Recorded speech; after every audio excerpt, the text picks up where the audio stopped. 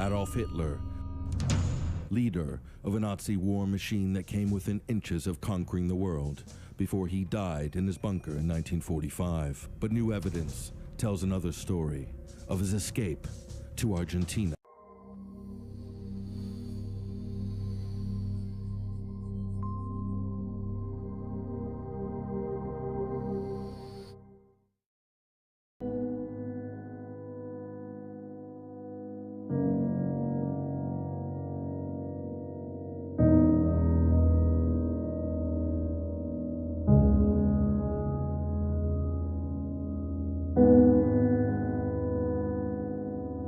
As we got into it, and the more times we visited Argentina, the more people we met in Argentina, the more files we discovered, the more newspaper reports we looked at from the time, it became pretty obvious that the death in the bunker was nothing but, well, fiction. Or maybe somebody died in the bunker, but it wasn't Adolf Hitler. Or is it that that's what a lot of people would have liked to have believed, and that's how they would have liked the history to be written? And we remember how Hugh Trevor Roper was duped by the Hitler Diaries. I mean, I have no idea why Hugh Trevor Roper was actually chosen by the secret services to do the death of Hitler. I mean, the guy was an Oxford academic. He had been listening to radio inserts all war, and yet they put him into Germany and Berlin to write the definitive intelligence report on the death of Hitler.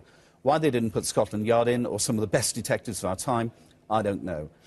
However, I mean, there are other historians, Alan Bullock, of course, Hitler's biographer, and then more recently Sir Ian Kershaw, who say, look, the evidence that Hitler committed suicide and then his body in Eva Braun's was burnt, either as a result of deliberate action or by shell fire, that the evidence is there. I mean, what weight of evidence have you got now to actually balance that argument? I think it's likely that somebody died in the bunker, but I don't think it was Hitler. We have the testimony from a Warsaw court of the pilot who flew them out. He went to court in 1947, gave details of who he'd flown out, where he'd flown from, and where he flew them to. The judge in Warsaw at the time thought, you really are joking, you have to be, so sent him away for psychological testing. 6 months later, they brought him back into court. He said exactly the same thing. He was extremely detailed. We have the testimony from an SS officer on the ground in Denmark who saw the plane arrive and Hitler and Eva Braun get out with other passengers. We have what I think is an overwhelming amount of evidence that shows that Adolf Hitler survived, got to Argentina. His daughter later joined them there. Now, there is the interesting fact, the daughter, and therefore you've got DNA evidence. Has that actually been pursued to try and provide some concrete evidence that might stand up in a criminal trial, for instance? I think, well, there can't be any criminal trial. I mean, Hitler was never even accused of anything. He was dead. Well, although he was the world's greatest criminal. I know, amazing, really. I think the two daughters are still alive. One was born in Argentina at the end of 1945, and one was born in Germany, or possibly Italy, in 1938, and came out to join them later. There are numerous reports that Eva Braun was pregnant in the bunker before they left. To try and go after these people, or to go after the children of these people, and over 30,000 Nazis and fascists escaped to Latin America after the war. I don't know whether it's really our job or my job. It's the history, you know, the children's sins. If the evidence was there, why haven't the Nazi hunters, Wiesenthal and his like, actually gone down this trail before? I think because it's been so well hidden. That's a really good question. You have to remember that Argentina was pretty much a fascist dictatorship until the early 80s. Peron was supported, of course, by the Nazis. Well, we have evidence, and it's presented in the book, that both Peron and Eva were Nazi spies from 1941 in the pay of Abwehr, the military intelligence organization of the Nazis. I don't know why people didn't go after them. One, he was dead, so I suppose, you know, why bother? And secondly, you know, it took almost 11.5 years for the Americans to find bin Laden, and they knew he was alive, and they knew where he was. And, you know, it took them a long time to find him. And would the argument be that even though he might be alive, it's more convenient for them to actually just establish the fact that he is dead? I think a deal was done in 1944, early 1945, to get Martin Bormann, Adolf Hitler and Gestapo Müller out of Germany. And the deal was done with senior members of the American intelligence services and a very few industrialists who knew this was going on. History tells us that an insane Adolf Hitler committed suicide in a bunker in Berlin in 1945 with his wife Eva. Rumours abounded about a daughter, Uschi, and a son, although there is no hard evidence for their existence. Eva Braun's brother-in-law, SS General Hermann Fegelein, was reported executed after being court-martialed in Berlin at the fall. No sunken U-boats have yet been found off the coast of Argentina. History also tells us that Martin Bormann, known as the Brown Eminence and the man who Hitler said he needed to win the war, died in Berlin trying to escape in 1945, and that his body was found in 1972 and confirmed by German government DNA analysis in 1998. History does not tell us that Adolf Hitler lived in Argentina with his wife Eva and their children. But these people, all of whose testimony is real, swear that it's true. Carmen Torrentugui looked after him, his family and friends at the Estancia San Ramon in 1945.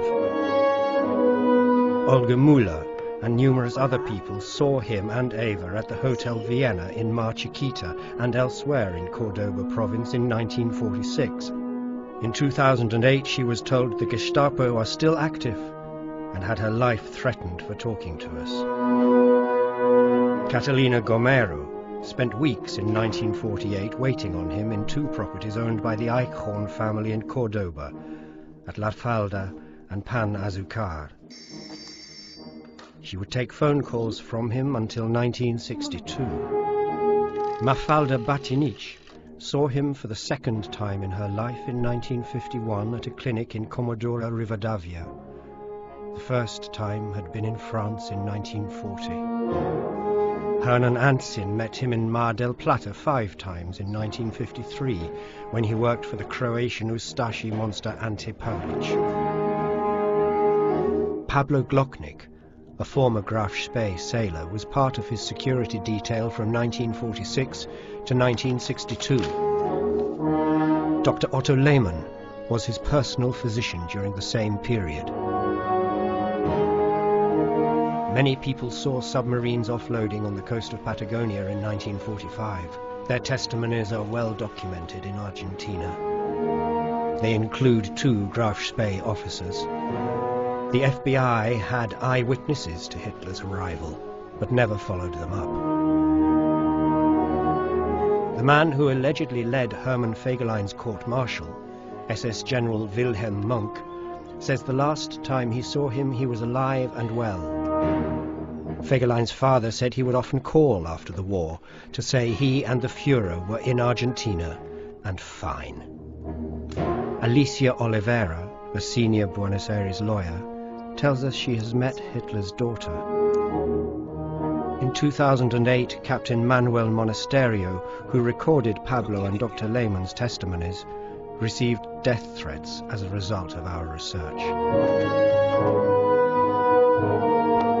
Martin Bormann arrived in Argentina in 1948. Pablo saw him at Inalco.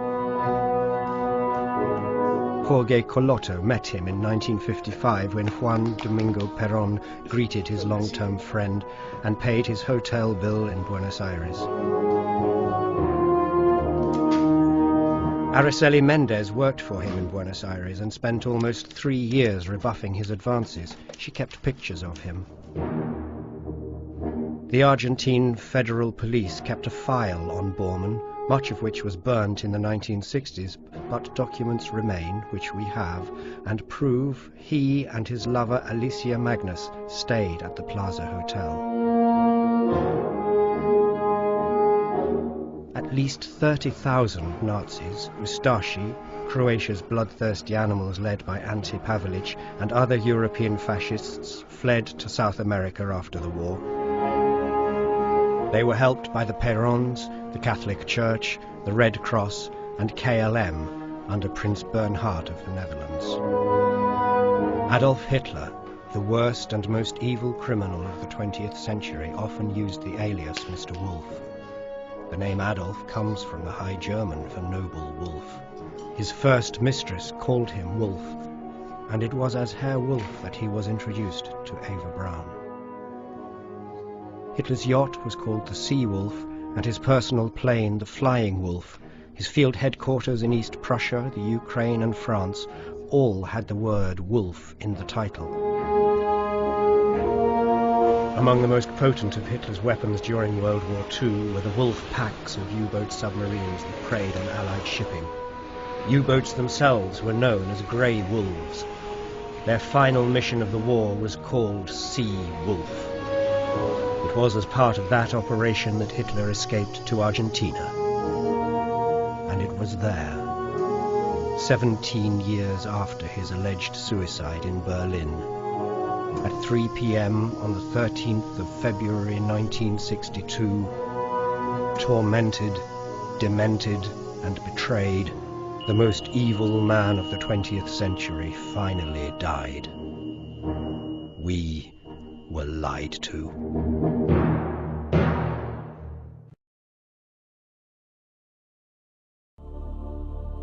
Berlin, April 30th, 1945. Russian soldiers entered the most secured bunker in Germany and found the bodies of German soldiers and SS officers. Another 2 bodies were discovered, charred, beyond recognition. These were the supposed bodies of Adolf Hitler and Eva Braun.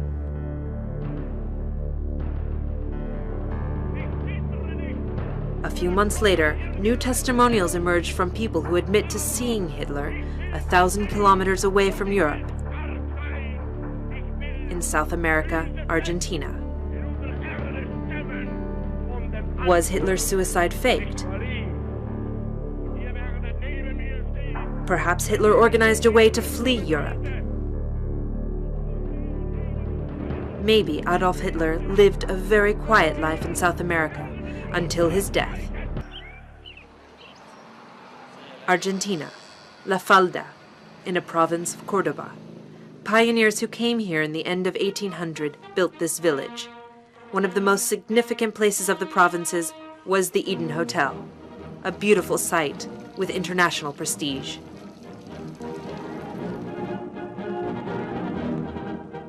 En esa época el Eden Hotel recibió a Redes, presidentes, Einstein.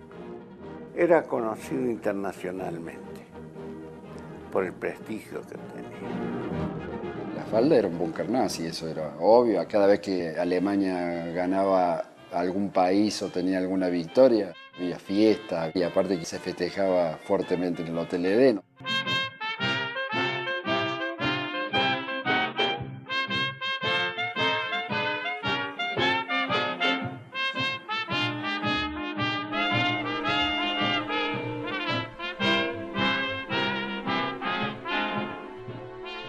The hotel owners were Walter and Ida Eichhorn. They were supporters of the Nationalist Socialist Party in Germany and personal friends of Adolf Hitler. Esta gente se carteaba con el Führer y periódicamente esta gente viajaba a Alemania. Por lo menos 2 veces al año iba a Alemania. ¿A qué iban? No le podría decir. Hay gente que dice que iban a darle dinero para la campaña.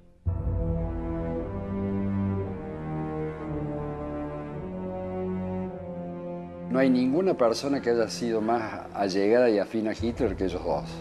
O sea, había una relación ahí muy loca, o sea, muy profunda, y a mí no me cabe ninguna duda que Hitler pudo llegar a donde llegó gracias al apoyo de ellos. Hitler le mandó de regalo un Mercedes-Benz, que fue el primer Mercedes-Benz que vino a la Argentina.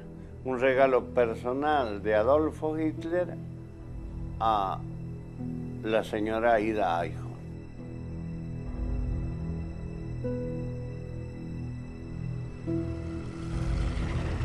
May 1945, the end of World War II, the end of the Third Reich. Europe is free again. The Allies publish an official declaration that they found the bodies of Adolf Hitler and Eva Braun. Patrick Burnside, researcher and author of the book Hitler Escapes, has posed many questions about the investigation of Hitler's death. Cualquier situación policial de un evento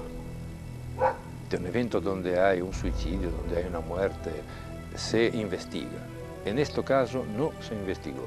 Se investigó menos de cualquier evento, de cualquier nación, de cualquier policía del mundo. Cioè no se abrieron expedientes, se encargó un jovencito que en su época fue el mayor Trevor Roper, que era un recién neolaureado en historia, de investigar bonariamente la muerte de Hitler, porque de todo lado se decía que Hitler no había muerto y se había escapado. De todo lado. Fueron franceses, fueron rusos, fueron cualquier nación beligerante, dijo la suya.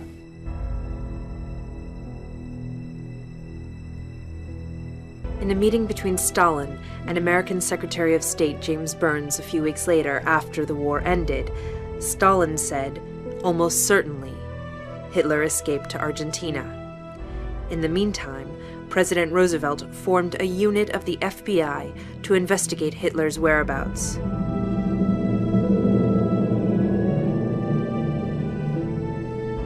In an official letter dated September 17, 1945, regarding Hitler's whereabouts in Argentina, if the Führer should at any time get into difficulties, he could always find a safe retreat in La Falda, where they, the Eichhorns, had already made the necessary preparations. Catalina Gamero was one of the workers in the Hotel Eden who worked for the Eichhorns since she was an adolescent. She told us that she served for 3 days a very special guest of the Eichhorn couple, Adolf Hitler. This was during 1947. Estuvo Hitler ahí, sí. Estuvo 3 días, eso yo sí. Eso yo porque vimos los choferes y todo. Padre Mónica también, pero nosotros teníamos que callarlo la boca. O perdíamos el trabajo, y después lo agarré a Luis yo, y le digo, che Luis, cállate, me dice, no digas nada. Y si usted, ahí había foto de él, y después uno por más que no tenga video. Additional to Gamero's testimony, there is the testimonial of Hernan Ancin, who is a carpenter of Ante Pavelic, a Nazi leader in Croatia, who lived in Mar del Plata, Argentina, during the 1950s. Hitler. Y debe de haber sido fines del 53. ¿Y en qué circunstancias? Vino ahí, venía. ¿A dónde? Al edificio a hablar con Pavelic. Venía caminando con los 3 guardaespaldas y la señora. Prácticamente lo traían caminando, ¿no? Que apenas caminaba él. Tenía la misma pinta. La misma, de blanco, pelo corto, tipo militar, cortado, sin bigote. Bueno, ahí estuve yo conversando, me invitaron a sentarme en la mesa, me convidó la señora de Pavelic con un café. Hitler estaba tomando café con alguna bebida más con Pavelic. Y yo ahí le conté. Entonces Pavelic le dice a Hitler, es el carpintero, dice, que me hace la carpintería en el edificio. Entonces Hitler me miró y me hizo una reverencia así, en esta forma. Un saludo, ¿no? Más cerca de él. Estuve tomando café, inclusive. ¿Usted está convencido que era Hitler? Sí. The testimonial we saw asked the question, if Hitler understood the end of the war was approaching, did he decide to leave the country? Patrick Burnside is sure that Hitler escaped to South America thanks to the German infrastructure, who received the permission and facilities of Argentinian General Juan Perón. Hubo un preparativo en los años 45 para crear un lugar seguro, manejado por a sueldos de los servicios secretos alemanes, crear un hábitat favorable por un eventuale desenlace no favorable a Hitler. Pero los documentos liberados, docenas, indican que Hitler y su señora, llamámosla así, llegó a la Argentina con 2 U-Boot, una noche de mediados de julio de 1945. No, pero él de morir murió en Argentina, eso yo lo apuesto. Porque él daba vuelta acá en la Argentina, él no se fue de acá. Y él no murió allá en Alemania tampoco. Todo indica que hubo años vivido en un lugar apacible, rodeados de seguridad, de bosques impenetrables, alejado de la civilización, y tranquilo, vivió tranquilo. As we saw from testimonials of different researchers, Adolf Hitler died a natural death in Argentina sometime during the 60s.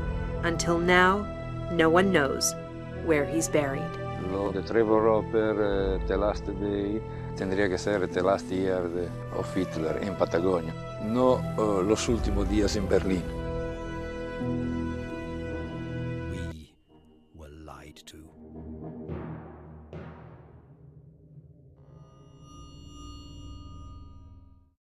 We're joined here today with investigative journalist and author of Grey Wolf, Mr. Gerard Williams.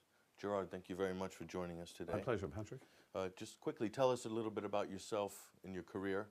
I'm a television journalist, a former Reuters television duty editor, BBC foreign duty editor.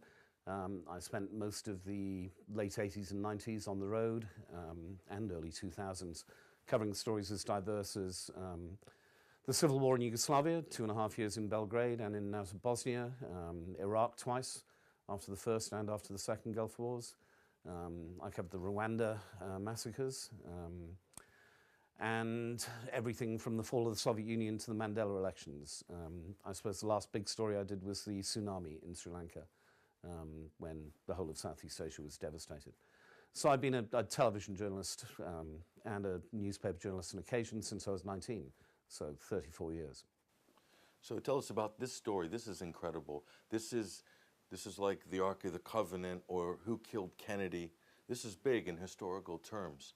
How did this come about? And this is about Hitler escaping from the bunker to Argentina. A lot of people are going to look at this, Gerard, and think, whoa, this is a conspiracy theory. That's exactly how I looked at it when we started doing this. We were in, my crew and I were in Argentina doing a series of documentaries on the children of the disappeared, a story that's come up recently with both of the two members of the dictatorship being jailed again for stealing children during the dirty war in Argentina.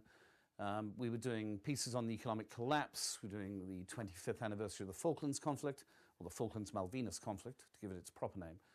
And I came across this story that Adolf Hitler had escaped by submarine to Argentina. And I thought, I've never done a conspiracy theory film. I've never done a really stupid film. And after years and years and years of doing hard news, international events, death, famine all across the world, I thought that it might be a fun, interesting, lightweight subject to do, and I'd never thought about doing one before. So we started to look at it, and we started to look at the information that's available in Argentina. Various books have been written there, which don't appear elsewhere. They haven't been published overseas. There's a lot of information about the Nazis' penetration of Argentina from 1943 onwards. Again, most of this is in the Spanish language and hasn't been translated and brought overseas. And we came back to the UK, and I started to work with my military historian friend Simon Dunstan, and we started to look at it, and it was still going to be a conspiracy theory story. 14 trips later to Argentina, and trips to Berlin, and trips to America, and a lot of time in study at the Kew archives, and an amazing amount of reading and looking back at the contemporaneous reporting of what happened at the time, at the end of April 1945. Suddenly came to light, or not suddenly came to light, began to gradually come to light that the story we'd been told about Hitler killing himself in the bunker was simply a story. There was no forensic evidence to Hitler's end in the bunker. In fact, the forensic evidence that's been lauded for the last 60 years, that the Russians had parts of his skull and his jawbone, well, the skull's been DNA tested. It's that of a woman, and it's a woman much older than Eva Braun, so it can't even be her skull. When you started to put it all together, and with the eyewitnesses that we found to Hitler's presence in Argentina post-war, and since we wrote Grey Wolf, we've actually got more people coming out of the woodwork telling us stories about Hitler's presence in Argentina post-war. It became obvious that this wasn't any sort of conspiracy theory. We'd stopped laughing about it. And in fact, I think we were in shock for a while that the idea that everything we had been told by these eminent historians, this story that had been propagated and told and told and told again, so that it became the rock-solid historical truth, was actually rubbish. We have interviews from the time with the pilot who flew them out, We have material from the Russians when they first arrived at the bunker. They were handed 6 body doubles of Hitler, none of whom was Adolf Hitler. We have BBC reports from arriving at the bunker where Thomas Cadet, the Paris bureau chief pre-war, was embedded with Soviet forces when he arrived. Cadet said they found no body that could have been Hitler's. As we started to progress along it, there are places in Grey Wolf where we can't find exactly what happened in the timeline. But you find something that happened, and then along the timeline, you find the presence of Hitler in Argentina. And this isn't like Elvis sightings. None of these people have been paid any money to tell their stories to us. In fact, a number of them have actually had death threats from people or persons unknown in Argentina since they told us their story. I'm amazed that people haven't actually looked at all the evidence that we have presented in Grey Wolf, because we don't make things up. This is material that is actually reported by proper correspondents of the time, AP reporters, Reuters reporters, United Press International reporters, BBC correspondents. Stalin and Marshal Zhukov thought he'd escaped. Stalin said he'd gone to Spain or Argentina. Zhukov said he could have flown out at the last moment. There was an airfield and planes at his disposal. Well, we found that pilot. He was on trial in Warsaw in 1947 for being a member of the SS. He was brought to trial, asked who he was, and he explained who he was, Captain Peter Baumgart, and he told the trial that he had been the man who'd flown Hitler out of the Hohenzollern-Damm, which is a big boulevard in Berlin, on the 30th of April 1945, and flown them into Tonda in Denmark, the former Imperial Zeppelin base in Denmark. Well, the judges in Warsaw thought he was mad, so they sent him away for psychiatric testing. Well, 6 months later, Captain Peter Baumgart was brought back, certified by 3 senior psychiatrists in Poland as being completely sane, and he gave the same story with more detail of exactly what had happened. Baumgart was in prison until 51 for being a member of the SS in Poland, and then he disappears. We have no more information about what happened to Baumgart afterwards. It's not just Baumgart, though. There are other witnesses to the escape from Berlin. There are all the people who spoke to Hitler in the bunker, who was afterwards interrogated by American and British forces. For instance, the senior Japanese diplomat, senior military diplomat, Japanese, in Berlin at the fall, who was interrogated in Tokyo later. He said he saw Hitler on the 27th, 28th, and Hitler had no suggestion that he was going to commit suicide, and he told him he was going to flee south. Well, flee south may have meant to Berchtesgaden. Flee south could have meant to Argentina. But there are so many people that he said he would escape and flee south to. I think one of the most telling things for us was that we found that the last pictures of Adolf Hitler, supposedly, of him on March the 20th, not on April the 20th, but on March the 20th, handing out medals to Hitler Youth who had been responsible for tank destroying in the Battle for Berlin, with Arthur Axmann, the Hitler Youth leader. Those pictures are not of Adolf Hitler. We've had them checked against pictures that we know from the Reich Archive that are of Adolf Hitler, and it isn't Hitler, it's Hitler's double.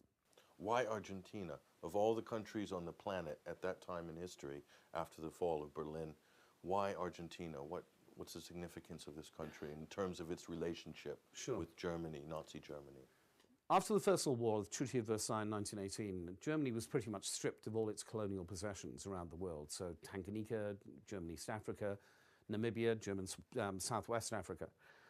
The one thing they couldn't take away from Germany was the huge German colonies that had been established in Patagonia, both in Chilean Patagonia and in Argentine Patagonia, because they were in sovereign states. They weren't German colonies.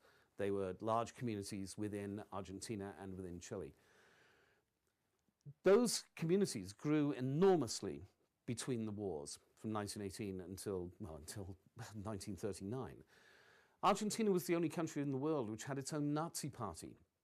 There were 30,000 members of the Argentine Nazi Party who wore a swastika with a cogged wheel around it, who met in Luna Park, one of the big venues in Buenos Aires, in the late 30s to celebrate the Anschluss between Austria and Germany. And if you look at the pictures that were shot by the Americans at the time, it looks like a Nuremberg rally. Argentina had a large German pro-Nazi community embedded within it. We also know from very brave Argentine politicians at the time that Eva Perón, Eva Duarte as she was, and Juan Domingo Perón, who became the two most important people in Argentina post-war, were both in the pay of German military intelligence since 1941. We have the documents that prove this, which were found in Berlin post-war by this group of Argentine Democrats who had been fighting against what was a fascist dictatorship in Argentina. From 1943 onwards, billions were pumped into Argentina from Nazi Germany to establish this, I don't know what they were hoping for, a Fourth Reich in the sun or something. But it's interesting to know that when people think about Latin America, they think about jungles and the Mato Grosso and, you know, the Amazon, and it's not like that. Buenos Aires, for instance, is a very sophisticated European city, and much of Argentina is a lot like Europe. If you go down to San Carlos de Bariloche, which is where many of the Nazis went post-war, you have a place that looks like Bavaria, and not only looks like Bavaria, but German is for second spoken language for almost everybody there. Now, also, the area of Bariloche, some very wealthy Nazis from Europe owned large tracts of land down there, including, I'm told, Prince Bernhard of the Netherlands. Prince Bernhard of the Netherlands family has been in that area since, I don't know, the 1890s, the Schaumburg-Lippe family. It was their family, his cousins, who were the senior Nazi diplomats in Chile. And Bariloche, the whole area of San Carlos, is just across the border from Chile, in the Andes along that range. The Estancia San Ramon, which is tens of thousands of hectares, it's huge, is the place where Hitler first went to. It was his first point of refuge in Argentina after he'd arrived on the coast. It's deep inland in an area that had been Germanic for, well, since the 1870s, 1880s. Prince Bernhard's family still own large tracts. Prince Bernhard's family, as in the Dutch royal family, still own large tracts of land themselves in Bariloche, never mind their cousins, the Schaumburg-Lippers, who have since sold the San Ramon Estancia. But it's not just them. It was the various Gauleiters came out post-war. Lanchner was one of them. He had a huge construction business around Bariloche. Erich Priebke, the SS captain, who's now still under house arrest in Italy for his part in the Argentine Caves massacre, where 340-ish Italian civilians were killed because of an attack on an SS convoy. There are Nazi after Nazi after Nazi who fled to Argentina post-war. Originally, we said about 30,000. That was our estimate. As we move further ahead with our research, and we're writing a second book, we're writing a sequel to Grey Wolf at the moment, which we hope will be published next year. It looks like up to 100,000, and this is almost an unbelievable number, Nazis of different forms. They could have been SS Ukrainians, they could have been Belgians, French, Dutch. We have to remember Danish. We have to remember that there were so many others who were actually fighting alongside the Nazis, the Germans in World War II.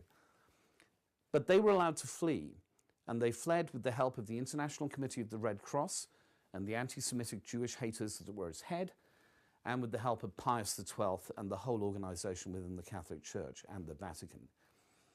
This is something people don't want to hear of. People don't want to hear that the Catholic Church allowed almost 100,000 of the worst people that Europe has ever produced. Not just allowed, but helped. They helped them down through a whole range of monasteries and safe houses into Vatican City, where they were given documents to enable them to travel, originally to Argentina and then on to South America in further countries. No, who would believe this, honestly? Before I read your book, it's shocking. You guys must have had your eyes open completely when you saw this and thought, wow. I think shocking is the right word, but the information is there. The documents are there in all the archives. This isn't made up. This is a representation of material that was there at the time. When we return, we find out yet another disturbing truth. The American government gave them millions of dollars to say sorry that we bombed your Nazi war material producing factories that you were making a profit out of.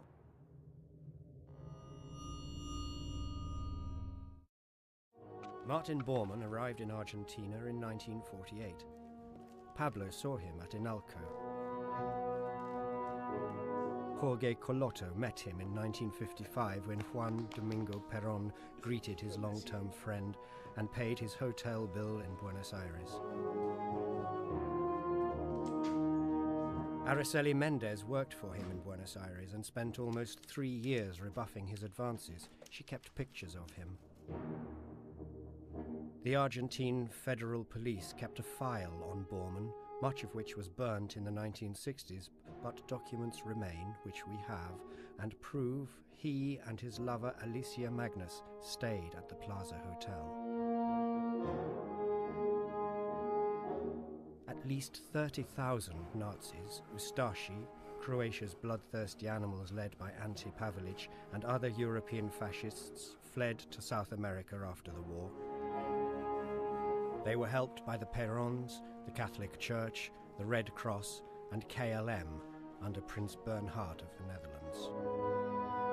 Adolf Hitler, the worst and most evil criminal of the 20th century, often used the alias Mr. Wolf. The name Adolf comes from the High German for noble wolf. His first mistress called him Wolf, and it was as Herr Wolf that he was introduced to Eva Braun. Hitler's yacht was called the Sea Wolf, and his personal plane the Flying Wolf. His field headquarters in East Prussia, the Ukraine and France all had the word wolf in the title. Welcome back. We're here with the author of Grey Wolf, Mr. Gerard Williams. Gerard, the title of the book, Grey Wolf, how does this fit into the story? Hitler used the pseudonym Mr. Wolf throughout his early political career. I think probably because the name Adolf is based on the old High German for noble wolf. That's where the name gets its derivative from. His headquarters throughout the war were known as the Wolf's Lair, the Wolf's Gorge. His plane was known as the Flying Wolf. Before the war, when he was introduced to Eva Braun for the first time in the photographer studio where she worked, he was introduced as Mr. Wolf. Wolf was a big part of Adolf Hitler's strange personality. In fact, his sister, Paula Wolf, Paula Hitler, took the name Wolf herself during the war so that she could hide away from any reflected glory or whatever from her elder brother. Grey Wolf was a title which said that this was the wolf going grey, this was the wolf in exile, this was the wolf getting older. Of course, one of the most fearsome weapons of the Nazis during World War II were also the Grey Wolves, the submarine U-boat packs that ravaged Allied shipping in the Atlantic. And of course, it was one of those Grey Wolves in the final operation of the U-boats in World War II, which was known as Sea Wolf. That was its code name, that Adolf Hitler escaped via Fuerteventura to the coast of Argentina. So Grey Wolf was something that seemed to be, it's not a code name or anything like that, but it's just the wolf going grey. And that's where the name came from. It stuck. It became Grey Wolf. Now, you showed me some clips from your documentary film. Fantastic film, by the way. Thank you. But one thing that really struck me in this film was it seemed that one of the central characters, one of the big personalities, was Martin Bormann. So tell us a little about the significance of this man during the war and after. I think Martin Bormann is one of those characters that for some reason has been sidelined by history. In various films you will see him as an ineffectual secretary. Die Untergang, Downfall, has him not as a central figure at all. He's been described by various intelligence agencies as the most dangerous man in Europe, a title that was occasionally given to Skorzeny, Hitler's favorite commando. But Bormann was the most dangerous man in Europe. Bormann was the complete power behind the Nazi throne. This guy was an economic and administrative genius who, when other more flamboyant figures in that sick regime, Goering or Goebbels or Himmler, were prancing around in their smart uniforms, designed by Hugo Boss most of the time, Goering and Martin Bormann was in the background. But it was Bormann who recognized the financial importance of not just Hitler, but the Nazi Party as a brand from very early on. He licensed Hitler's image, for instance, on every coin or every stamp, and made sure that Hitler got a portion of each sale that was made on that. I mean, it's the first example We see it all the time now with everybody from David Beckham to Magic Johnson. I'm not comparing either of those two great guys to Adolf Hitler, but marketing a personality, marketing a brand. Martin Bormann knew all about that. Bormann also understood the real financial workings of Nazism. He'd been involved, along with his then boss, Rudolf Hess, in negotiations with American bankers and American industrialists in the 30s to finance the Nazi Party to the tune of, well, today it would be $1 billion. I think it was equivalent to the GDP of the US for 1 year in those days. So we're talking massive investment of capital and skills into Nazi Germany. Bormann isn't seen in history. I mean, there are very few pictures of Martin Bormann. You see him occasionally in group shots. Very few pictures of him. He wasn't somebody who wanted to make his presence widely known. And yet he was Secretary of the Chancellery. He was Secretary of the Nazi Party. Not a secretary, the Secretary of the Nazi Party, the biggest organization in Germany. Bormann also understood how economics and world banking operated. And we believe, and we have the information I think presented in Grey Wolf pretty solidly, that from 1943 onwards, he recognized that Nazi Germany was finished in one form or another. Militarily, they were going to get destroyed. This was after the defeat at El Alamein in the desert by the British, and then Stalingrad happened, and then the Kursk tank battles, and it was pretty obvious that the whole empire was contracting and falling apart. And unless the wonder weapons turned up, if the Nazis had got the atomics first, maybe the world would have been a different place. But from 1943 on, Martin Bormann made a decision that the capital that the German people, the Nazis, had looted and raped from the rest of Europe would be sent overseas, along with the collusion of all the German companies that we know by name today, with all their patents and all their intelligence and all their information, so that no matter what happened to Nazi Germany, that Germany could once again become resurgent after World War II. The capital would go out, and we're talking shipments of gold and bullion, and yes, we're talking shipments of concentration camp gold. But what we're talking more about here is an international banking system that worked in exactly the same way as the banking system does today. You ask a counterparty in Switzerland to transfer $5 million to your bank account in Argentina, and it is done telegraphically. This doesn't have to be submarines full of gold. It doesn't have to be paintings and art objets and everything else going out. He knew how to telegraphically transfer the wealth of the Third Reich out to Argentina. Not just Argentina, Syria, Turkey, various other neutral countries at the time, who were more than willing to accept for a percentage. I think the Swiss got 6% on every transaction. Then the counterparty in Argentina would have probably got 3%. It's exactly the same way that things work today. Bormann knew it was all over, that there was never going to be an opportunity for Nazi Germany to win militarily. But he also knew that he could plan for the influence of Germany in a post-war Europe by moving all this material and wealth, I mean really significant country-buying wealth, out of Germany. And as I say, most of it went to Argentina. Some of it to Brazil as well, Paraguay and Chile, but most of it to Argentina. I'm going to name you a few companies, and some people are going to find these names very familiar, even in today's industrial world. I've got IBM, ITT, Ford Motors, Chase Manhattan Bank. Where would you like to start? Mannesmann Bartelsmann, Siemens, Deutsche Bank. Did Bormann create a myriad of shell companies after the war or during the war? Well, let's just take one major German company, ThyssenKrupp, the big steel company. From 1943 until the end of the war, they had created over 700 dummy corporations on their own outside of Nazi Germany, within neutral countries. Siemens, which was named as basically an SS international operation by British intelligence in 1940 on. Siemens had offices all over the world. They were all staffed by senior Nazi members, senior party members. Siemens Argentina, for instance, was huge, and was heavily involved in the industrial electrics side of things there. But Siemens effectively had a global operation that was bigger than German military intelligence overseas. And they were all loyal to the party, not to Germany, but to the party.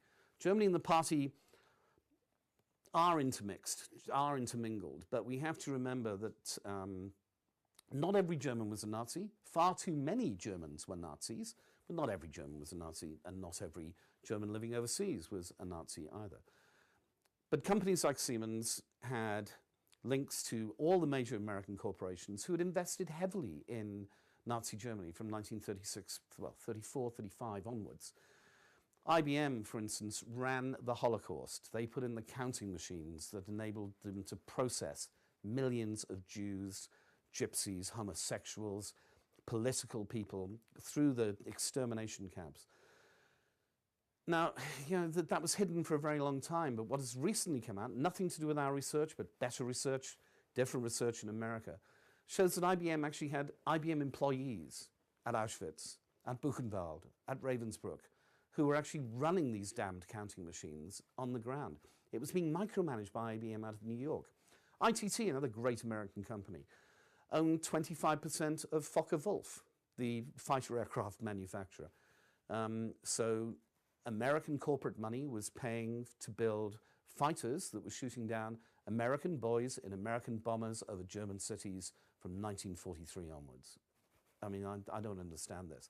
Henry Ford, the Ford Motor Company. It's a cuddly family American tradition.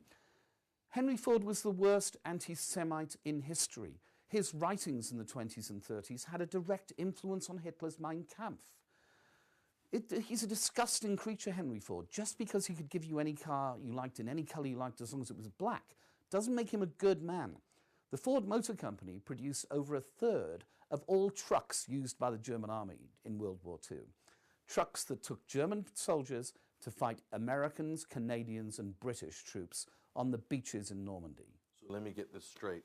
While the war was going on, while U.S. servicemen and British servicemen and Allied forces were fighting the Reich, American money was coming through places like the Union Bank of New York, the Harriman Brothers, Manhattan, To Farben Corporation, and all these other companies like Ford. The same money was at the same time coming in as we're fighting the Germans. Yeah, and profits are going back. And profits are going back. So, you know, everybody's making money out of this. I mean, that's the disgusting thing. The most amazing thing for me is that we'll take just ITT and the Ford Motor Company at the time. And Ford will hide all this. They'll say, no, these were our German subsidiaries, wouldn't have anything to do with it. Well, the documentation is coming out, I'm sorry, and we're finally knowing what the truth is. Their plants were also off the bombing lists. We weren't allowed to bomb them during the war, despite the fact they're creating huge amounts of material for the Nazis' war effort. And at the end of World War II, a couple of American bomber groups made a mistake, saw them as targets of opportunity, and bombed both ITT and the Ford Motor Company plants. Well, ITT and Ford Motor Company took the American government to court after the war and got millions of dollars in reparations. The American government gave them millions of dollars to say sorry that we bombed your Nazi war material producing factories that you were making a profit out of.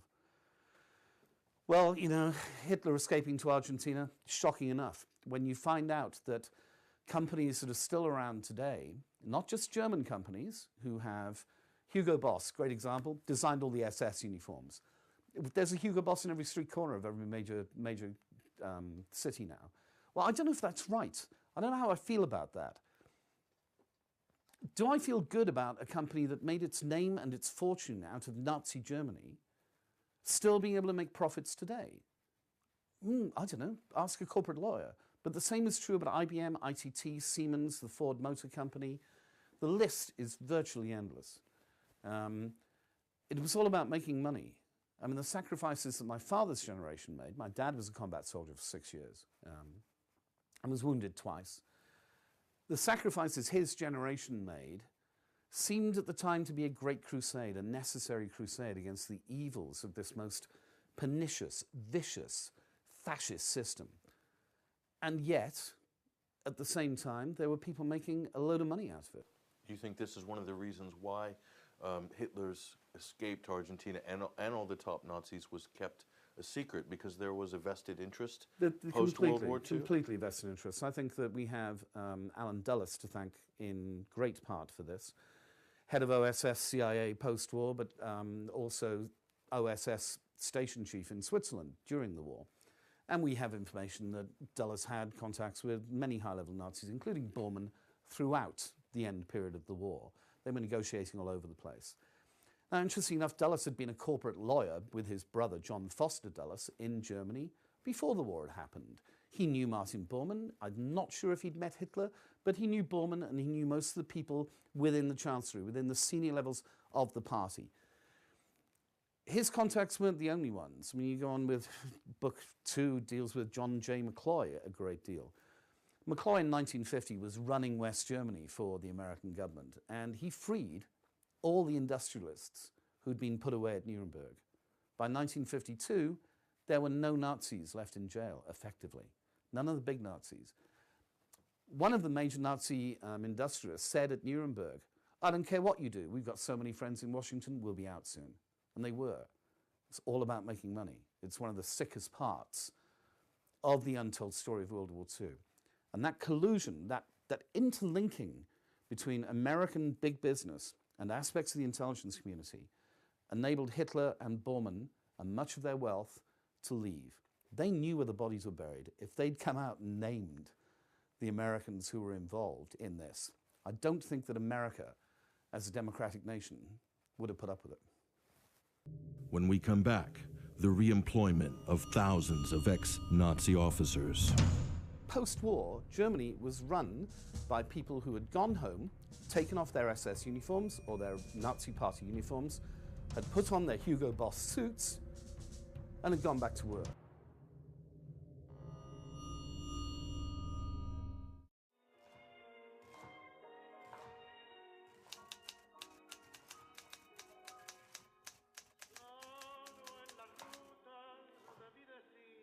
In July 1945, I was the housekeeper at the Estancia San Ramon. The whole house had been busy for days.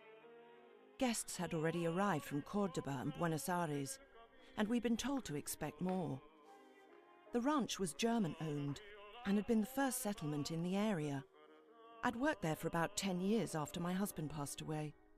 My sister also worked there. We had one of the only radios in the area capable of picking up news from Europe. The only railway line from the coast came into the property. Bariloche, our nearest town, was about 25 kilometers away. The road was awful, but we were pretty self-sufficient on the ranch. I wasn't surprised when I heard the Hitlers were coming. No one thought much about it.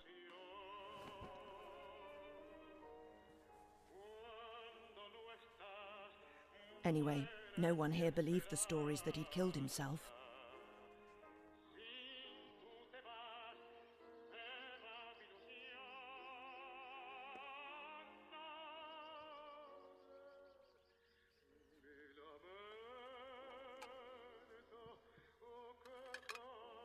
The San Ramon Estancia belonged to the Prince of Schaumburg-Lippe, a Nazi sympathizer based in Argentina, part of the family of Prince Bernhard of the Netherlands, who was himself an SS officer.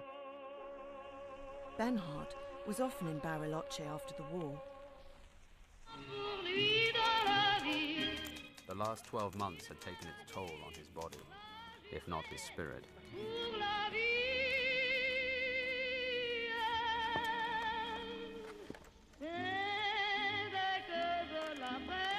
Without the penicillin we got from Dulles, that bloody Stauffenberg bomb would have finished him off.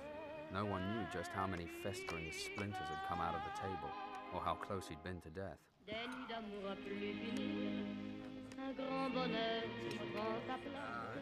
But here, enjoying his favorite foods and safe with family and friends, his health was improving.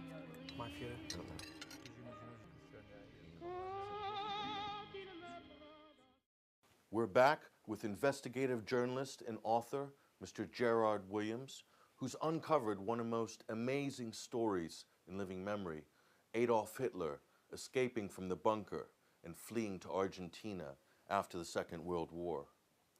Now, Gerard, one of the main things that struck me about this story was the almost this complete veil of secrecy at the time that was allowed to happen. Now, I know the Holocaust, the revelations of the Holocaust, they didn't come out until a few years after the Second World War. Do you think this was one of the keys because it would have been incredibly embarrassing to have revealed Hitler's location, because the FBI knew about this. You've supplied us with a number of FBI documents with J. Edgar Hoover's signature on it, about Casino. We've got radiograms.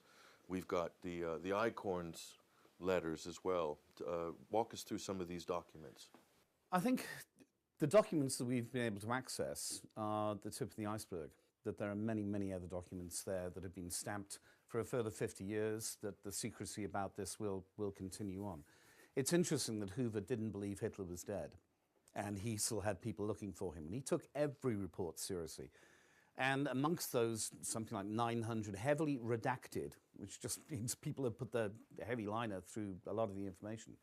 Amongst the 900 reports that were issued, you get, I saw Hitler on a train in Chicago, and, you know, Hitler actually owns the farm next to me in Arizona. Well, they're silly, and they go along there with the Elvis sightings. But the documents that we've concentrated on in the book, these aren't the only evidence trail. The evidence trail is also from the witnesses, the eyewitnesses, the other information from reporters at the time. I think that not many people knew that Hitler had escaped and that Bormann had escaped. Trevor Roper, whose masterful work, The Last Days of Adolf Hitler, has become the accepted history. Trevor Roper was a medieval historian. Why did we put somebody like that in to do the detective work on the biggest death of the 20th century? I don't know. But there's a lot of information. The FBI reports, there's a CIA report that has been released. Can't get anything out of the British archives. I mean, everything is stamped for a further 50 years. I think that if the general public had known, remember Hitler was demonized throughout World War II by our own propaganda. Demonized for good reason. I mean, this man is an evil, horrible human being, but he's a swine. As are his senior cabinet members, and as are the people running the death camps in the East. People would have wondered what they'd fought the war for if they'd known that Hitler and Martin Bormann had escaped. And they'd been told that they'd fought the war to destroy this threat of fascism, this threat of Nazi Germany, this threat of, well, anti-Semitism in some ways, although we only knew about the real extent of the Holocaust, as you say. It's a story that's not even talked about much until 1958, 1948, 1949. And yet there are those pictures of American troops and British troops entering camps in early 1945 and then after the fall. The one thing that probably nailed any possibility that Nazi Germany could ever rise again, and I use the phrase Nazi Germany deliberately here, is that the swastika and the black boots and the red and black and the other symbolism that went along with that immensely powerful brand, I mean, we are talking an immensely powerful brand, that symbolism will forever be linked to the foul crimes these basically criminal gang of murdering thieves did in Europe, especially within Eastern Europe. So it could never come back. You could never have, I mean, nobody in their right mind, thank God, neo-Nazis now who use the swastika as their symbol, right at the fringes of any political life anywhere in the world. It can never come back. It's disgusting. It's a damaged brand forever. If people had known that the men behind that brand, two of the major men behind that brand, God knows how many SS generals and colonels and everything else, were allowed to escape and helped to escape, I don't know how the world would have reacted. In 1945, the people were tired. In May 1945, America and Britain still had Japan to deal with. And if it hadn't been for the atomics, we'd have fought a very bloody war to try and take the Japanese mainland. Well, that's what everybody suggests. 1945, everybody was tired, and Britain's industrial might was completely and totally spent. It needed to be over. It was very easy to use that suicide, that cowardly way out in Berlin as the final point to that long sentence that had been World War II for so many people. But again, although this appears to have been hidden and appears to have been a conspiracy to cover it up, what has amazed me is that historians haven't gone back and looked at the information that was published at the time, that was available to them at the time. We have news reports about Baumgart the pilot flying him out. We have Time magazine. Yeah. At the time. Time magazine that interview a Major Ivan Nikitin of the Soviet intelligence, Army Soviet intelligence, who describes in the Chancellery, not in the bunker, but in the Chancellery in Hitler's private quarters, a concrete door that slid away to lead down to a tunnel that was connected to the underground railway network in Berlin. And the door to that tunnel into the underground is still there, as far as I know. I'm pretty sure it is. He also said that they'd found a piece of paper which was partially charred on the floor of the intermediate bunker, which he was sure was from Ava Braun, which said to her parents what they could read was that she'd be away and wouldn't be in contact with them for some time. Well, okay, even if you're a historian, shouldn't you mention these facts next to the fact that Hitler had committed suicide in the bunker? People heard the shot. People didn't hear the shot. People saw the bodies. People didn't see the bodies. People were there when the bodies were burnt. People were there when the bodies were taken and buried in the Chancellery gardens. But this isn't what the Russians find when they arrive. They find Magda Goebbels and Joseph Goebbels partly burnt bodies. They've been burnt with petrol in the same way that Hitler and Ava Braun's bodies are supposedly incinerated with petrol.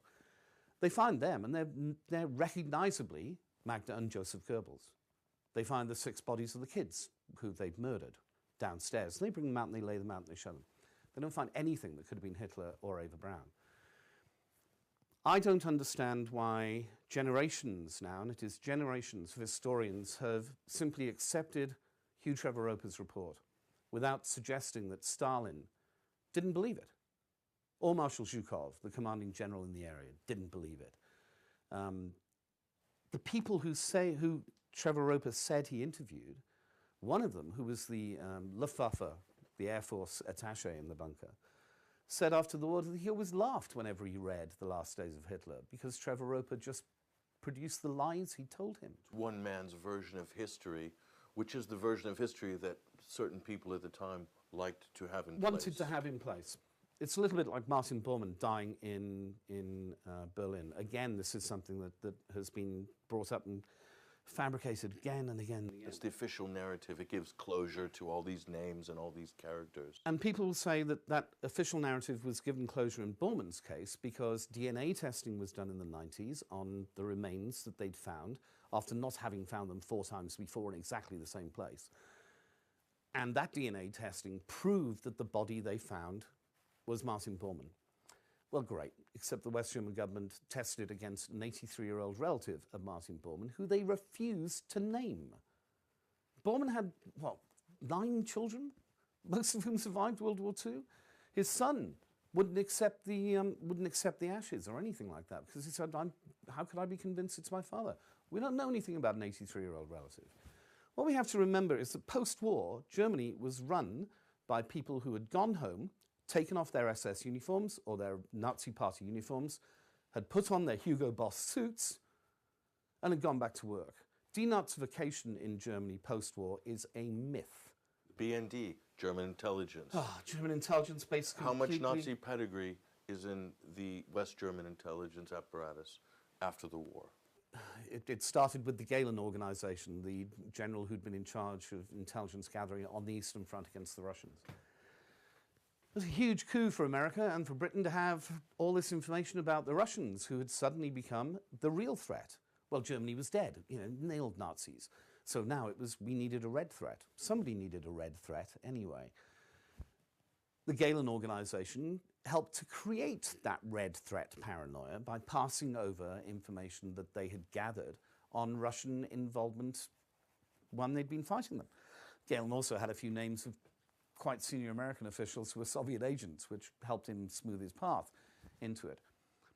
His organization, which I think eventually extended something like 30,000 men, was known as the Gestapo Boys by British intelligence, because every single one of those officers had been either SS or Gestapo or Wehrmacht during World War II. They were all members of the Nazi Party, to a man. So that's the formation of the West German intelligence organization, the BND as it became known. It's interesting to note as well that the BND's employment policy is to give favoritism to the sons and daughters of operatives who've already served in the BND. So the second generation of West German intelligence were the sons and daughters of committed Nazis. Do you think it's possible the Gestapo or remnants of the Gestapo are still active in Patagonia? I think that there is a grown-up corporate organization that manages what is still one of the largest fortunes in existence. You know, people don't wander around wearing armbands, and they just don't. We've had people threatened, we've had witnesses threatened in Argentina. I think that a lot of the money is back in Europe, or back in Wall Street, or back in London. And hopefully they've lost a lot of it in the last 4 years, because God knows everybody else has, apart from Bob Diamond and a few others. But I think that there is still a security organization that monitors people asking too many questions. They haven't come after me. They haven't come after Simon. But maybe we're not a threat. It doesn't really matter. You know, people will take this as another conspiracy theory. Bilderberg, Illuminati, aliens, reptiles, whatever. Dump us in with that lot. That way the real story won't be looked at. That way the information that we've brought out won't be examined properly. Make this a conspiracy theory. It'll go away. Well, Patrick, I'm sorry, it's not going to go away. The second book shows more information that was gathered at the time and goes into much further detail on the economic and financial implications of what happened at the end of World War II. And you touch on Bilderberg in your next book. Bilderberg's an important organization. It isn't a conspiracy theory either. But it's lumped in with the Illuminati and the reptiles. It's very real. The alien bases and all the rest of it. I haven't looked at it in detail. I fully intend to look at it in further detail, mainly because it was founded by Prince Bernhard of the Netherlands. And once an SS Nazi officer, always an SS Nazi officer. Well, the book is The Grey Wolf. I've seen a few clips of your film. It's absolutely brilliant. And we look forward to seeing this film in the very near future. And I would like to thank our guest, Gerard Williams, who's the author of this fantastic book, one of the most fascinating reads you'll have come across in the last few years. I'd like to thank you very much for joining us. So there you have it. Adolf Hitler and his wife Eva Braun and countless other high-ranking Nazis all spirited away to Argentina after the war, and it was covered up by our own governments. But you have to ask yourself, if history was wrong about one of the most significant events of the 20th century, what else have we been lied to about? I'm Patrick Henningsen for the 21st Century Wire.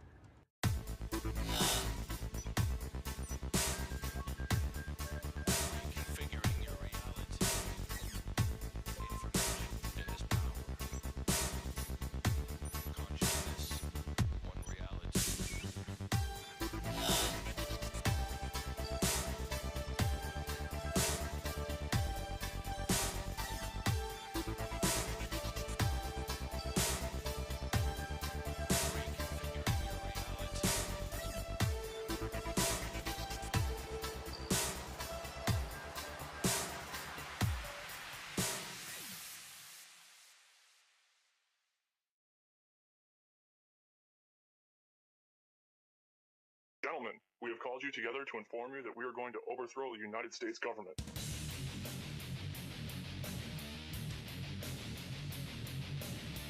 you still think that jet fuel brought down the World Trade Center? Does anybody else see a problem here? If the government has nothing to hide, why are they so afraid to answer a few questions? This story does not add up.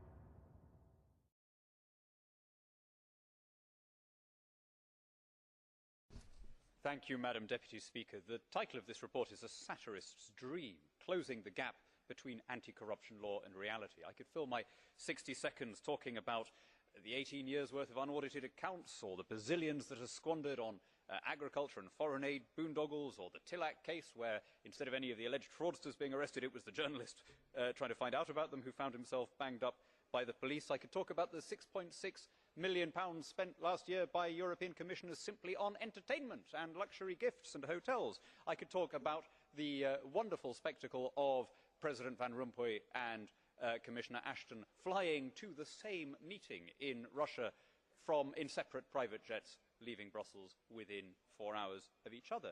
Instead, I'll confine myself to saying this. These things happen not because the EU attracts particularly bad people. I mean, of course, it attracts some bad people. Man is fallen, and like all institutions, it contains those who give in to temptation. It happens rather because there is no link between taxation, representation and expenditure at Brussels level. It was Milton Friedman who said there's two kinds of money in the world. There's your money and there's my money. The trouble is that in the EU, it's all your money. Hence negligence, corruption, fraud, and what we see before us today. Mr. Co-President Nigel Farage, Freedom and Democracy. Well, good morning, Mr. Van Rompuy. You've been in office for 1 year, and in that time the whole edifice is beginning to crumble. There's chaos. The money's running out. I should thank you. You should perhaps be the pin-up boy of the Eurosceptic movement. But just look around this chamber this morning. Just look at these faces. Look at the fear. Look at the anger. Poor old Barroso here looks like he's seen a ghost. You know, they're beginning to understand that the game is up, and yet in their desperation to preserve their dream, they want to remove any remaining traces of democracy from the system. And it's pretty clear that none of you have learned anything. You know, when you yourself, Mr. Van Rompuy, say that the euro has brought us stability, I suppose I could applaud you for having a sense of humour, but isn't this really just the bunker mentality? You know, your fanaticism is out in the open. You talked about the fact that it was a lie to believe that the nation state could exist in a 21st century globalised world. Well, that may be true in the case of Belgium, who haven't had a government for 6 months, but for the rest of us, right across every member state in this union, and perhaps this is why we see the fear in the faces, increasingly people are saying, we don't want that flag, we don't want the anthem, we don't want this political class, we want the whole thing consigned to the dustbin of history. And we had the Greek tragedy earlier on this year, and now we have the situation in Ireland. Now I know that the stupidity and greed of Irish politicians has a lot to do with this. They should never ever have joined the euro. They suffered with low interest rates, a false boom and a massive bust. But look at your response to them. What they're being told, as their government's collapsing, is that it would be inappropriate for them to have a general election. In fact, Commissioner Rehn here said they had to agree their budget first before they'd be allowed to have a general election. Just who the hell do you think you people are? You are very, very dangerous people indeed. Your obsession with creating this euro state means that you're happy to destroy democracy. You appear to be happy for millions and millions of people to be unemployed and to be poor. Untold millions must suffer so that your euro dream can continue. Well, it won't work, because it's Portugal next. With their debt levels of 325% of GDP, they're the next ones on the list, and after that, I suspect it'll be Spain. And the bailout for Spain would be 7 times the size of Ireland, and at that moment, all of the bailout money has gone. There won't be any more.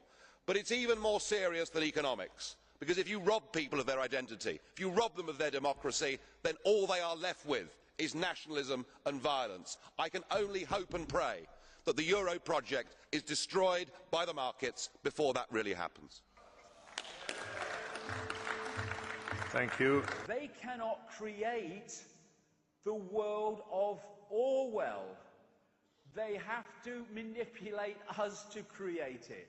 And what they're doing all the time, and a lot of this stuff in the movies, which are feeding you what they want to happen. Look at all the movies over the last, decade or so, more and more now all the time, that are portraying this very police state and this very Orwellian fascist Agenda 21 world that I've been talking about. They're doing that for a reason. It's to implant that in the subconscious so it becomes reality through humans' creative imagination. They have to get us to do it. Number one, the fascist global state is not coming because we're not fricking having it anymore.